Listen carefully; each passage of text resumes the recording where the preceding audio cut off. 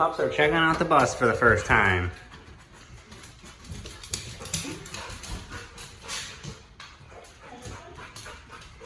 The kitties have yet to see it, but the pups have been itching to come out and like, what is that giant thing in our driveway?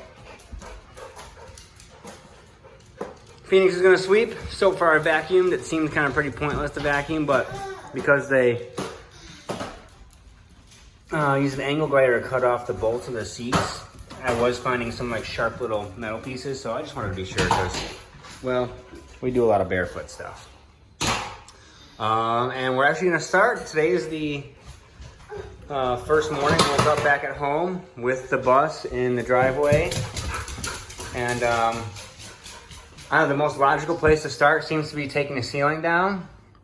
These are all rivets. However, before we get to that, these have screws, all the lights and all that jazz. We're gonna keep it a light day, but that's where we're gonna start.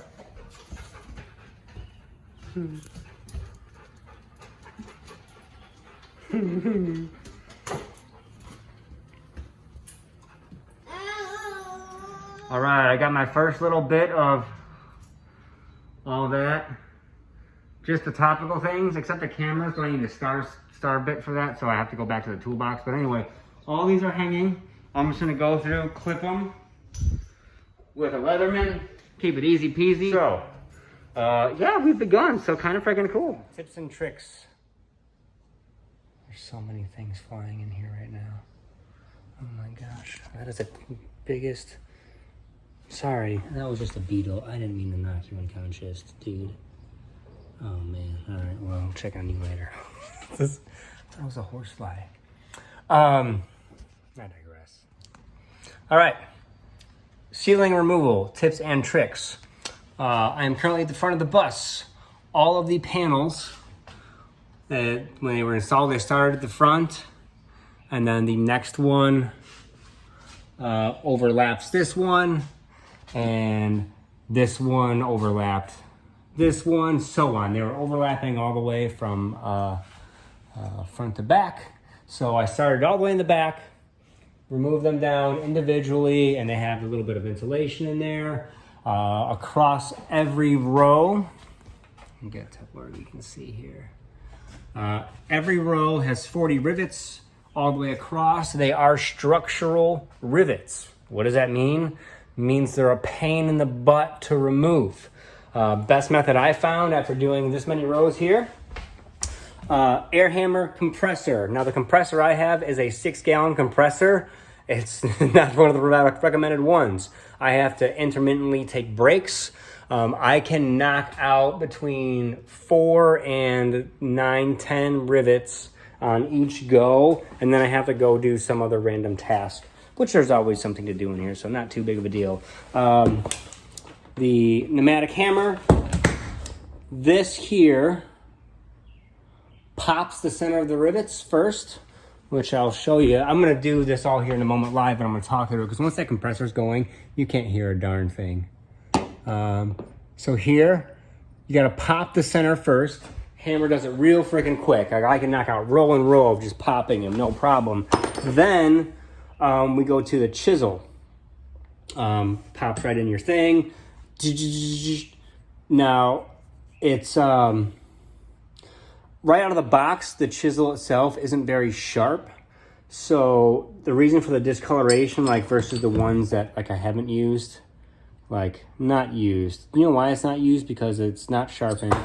And you can see I've gone through several rounds of sharpening it with the angle grinder.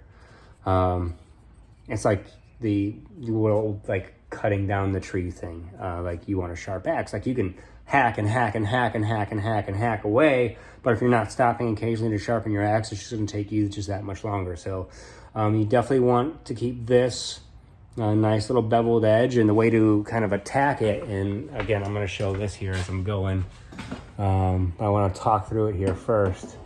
What's one here? You want to get under it first, zoom, so you kind of hit it at an angle, air hammer, as you get under it, you then flatten it out, and I kind of was like working it through. Now that's with using a subpar 6-gallon compressor. When I first started, I was like, oh man, 3-gallon, it'll be fine. I didn't get anything done at all. It was like beating my head against a wall. Just pointless. This is what it looks like popping out the rivets itself. I'm gonna sharpen the bit a little bit. On the grinding wheel itself, I don't have a cutter one. It's a much thicker one. You want to use this because if you use the ones that are for cutting, you can actually wear through the center. So this is a thicker one for grinding. The edge on this itself, don't know if you can see, it's not very sharp right now. Just a quick zip.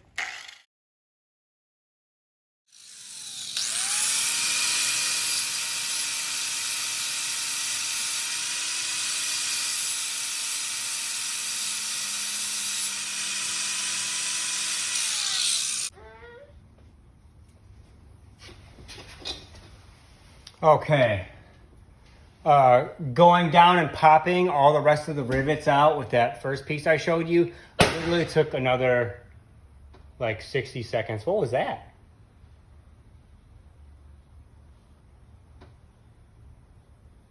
Like that was loud even through my ear things. I don't know what that was, but that was really loud.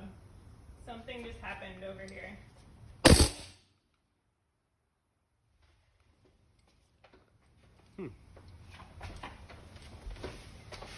All right, got it switched out to my other bit real quick here, and then last row of these rivets. So let's get this knocked out. Get this part of the project freaking done, son. So I'm gonna show you what this looks like. There's 40 rivets in a row times 1, 2, 3, 4, 5, 8, 9, 10, 11, 12, 13 rows. That's like what? 400 plus another 100, like 520 rivets. So yeah, over 500 rivets I've had to do this process with here. Like I said, popping them, boom, boom, boom, super easy. This part here, if you have access or whatever to a larger air compressor, easy peasy. I'm banging this out with a 6-gallon one. It's working. It's working.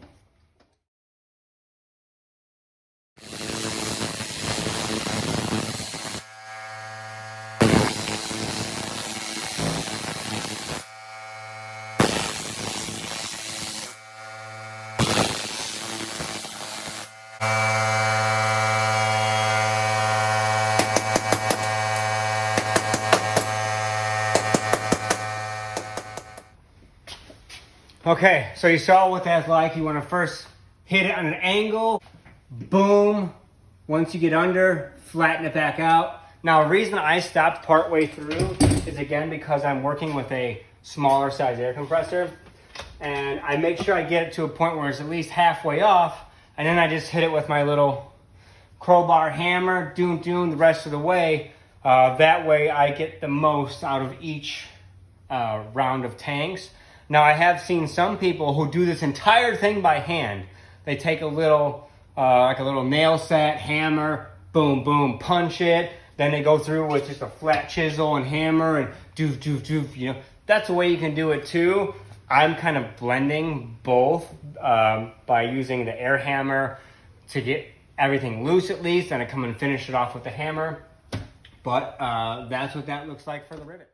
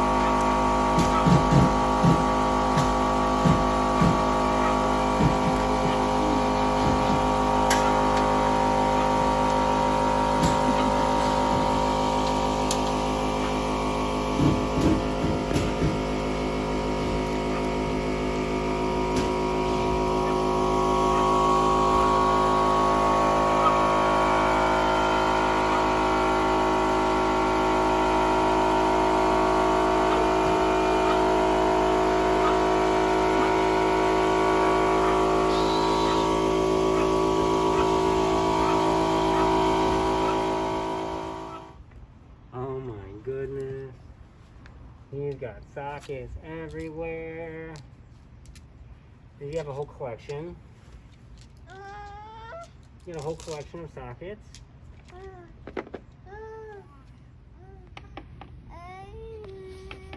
So it's gotta be you. Hi, gorgeous. It's gotta be that one. Bang. So you do this. You ratchet it up. All these pieces go in here. So ideally, you don't use them all in there. Thanks.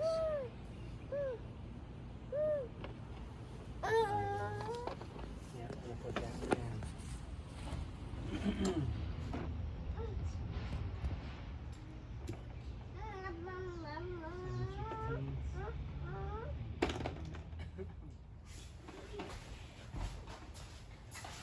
Okay.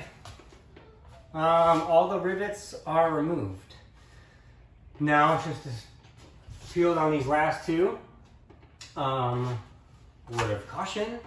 It is fiberglass insulation that is underneath this particular one, and I imagine it's under most. If you've never dealt with fiberglass insulation before, it sucks.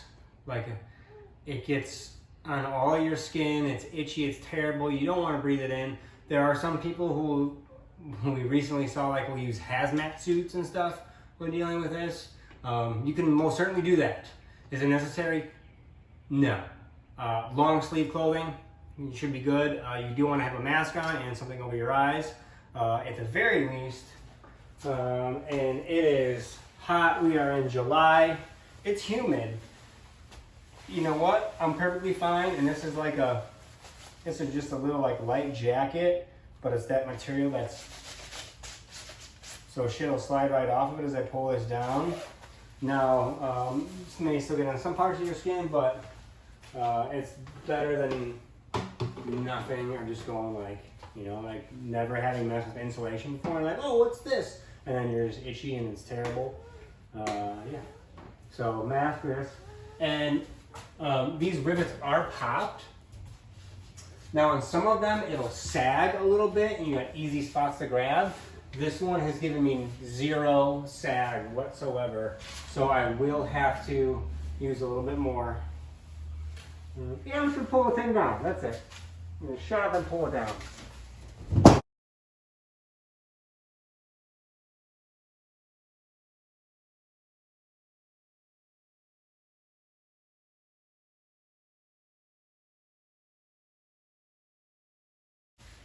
This is the last, oh, I got a screw there.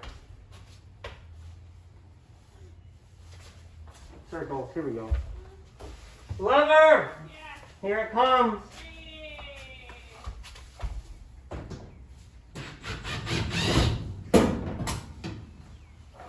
So that kind of makes me slightly anxious, just because the air is hooked up to the door and I don't know, but whatever.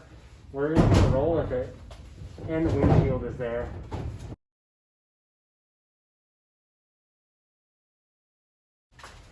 I don't know if you can see in the sunlight, but like little pieces are all flying down from the insulation.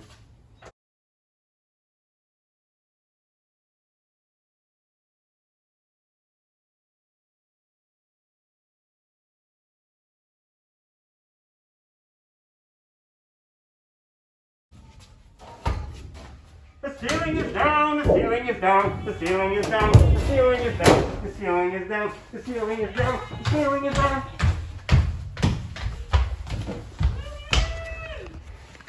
Joshua's working on the bus. Phoenix is playing in his new pool thing that his aunt got for him for his first birthday. We discovered that we have a family of wasps living with us. So there's their little house right under there. There's a couple of them on it right now. I was like, get rid of them. They've got to go. And Joshua was just super chill about it. He was like, why? They're not doing anything wrong to you. And so I figured that my fear was stemming from a lack of understanding, a lack of knowledge. So I looked up some information about wasps and learned more about them, and yeah, they're gonna chill now. They're actually really great pollinators, which the world needs more of. There's one flying by Phoenix's pool right now.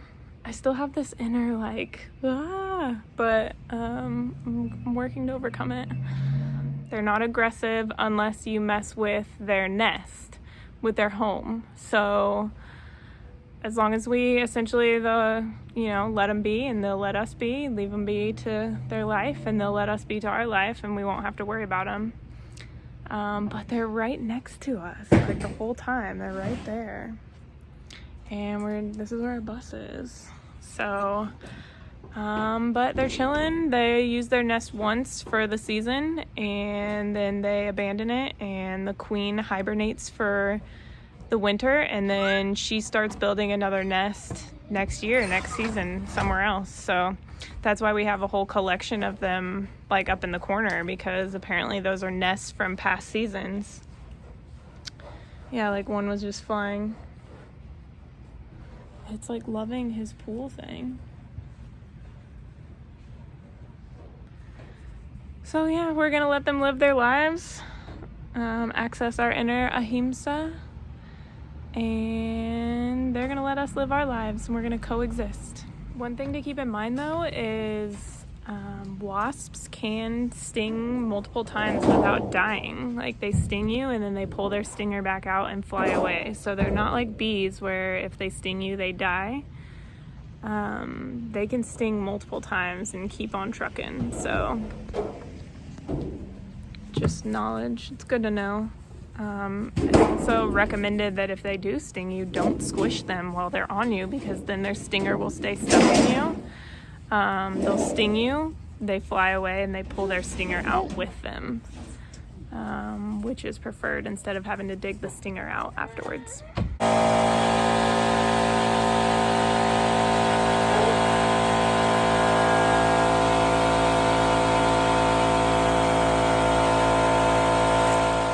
We were just about to go on a walk with our stroller, which we love doing. We love just walking around the neighborhood. Gives us a good chance to just take a break. And we had a flat. So we're trying to fix it. We got out the good old stego tape. Thanks, Dad. And we're hoping that it'll work well enough for now until we can get a new inner tube. Oh. So we just figured out, mystery solved, what that loud noise from the earlier video was. It was our tire exploding. So we think from the heat, kind of like when it gets cold out, and so you have to air up your tires because they deflate a little bit. It's the way the molecules in the air react to the change in temperature. So it was our tire exploding. Yay! Mystery solved. Look at how like bulgy it is. And yet not yay, because we have a broken tire. We're fixing it though.